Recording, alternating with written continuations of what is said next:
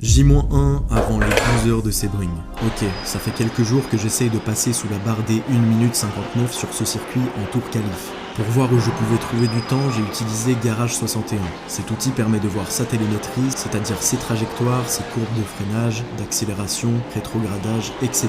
En bref, ça permet de voir absolument tous ces inputs, mais surtout, le plus utile, de les comparer à des pilotes plus rapides. En rouge, ce sont mes courbes, en bleu, celles d'un pilote plus rapide avec le même setup, le High Downforce Endurance. J'utilise ce setup car je le trouve très safe à piloter, mais je suis bien conscient qu'il y a moyen d'aller plus vite avec d'autres réglages de voiture, mais qui sont trop complexes à piloter et qui invitent à l'erreur à chaque virage. Pour une endurance, ce n'est pas du tout idéal. J'ai roulé énormément. Il y a eu des jours où je progressais, des jours où je régressais et n'arrivais à rien.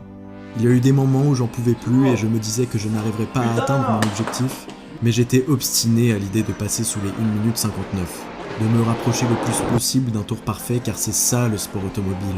Essayer d'être le plus près des limites d'un circuit et d'une voiture, utiliser pendant le temps d'un tour 100% de ses connaissances et de sa concentration jusqu'à ne faire plus qu'un avec la machine. Alors oui, sur le papier, on peut toujours faire mieux, mais il y a des tours où l'on se dit qu'on a atteint ses limites personnelles, qu'on ne pourrait pas reproduire 2 fois ce même chrono.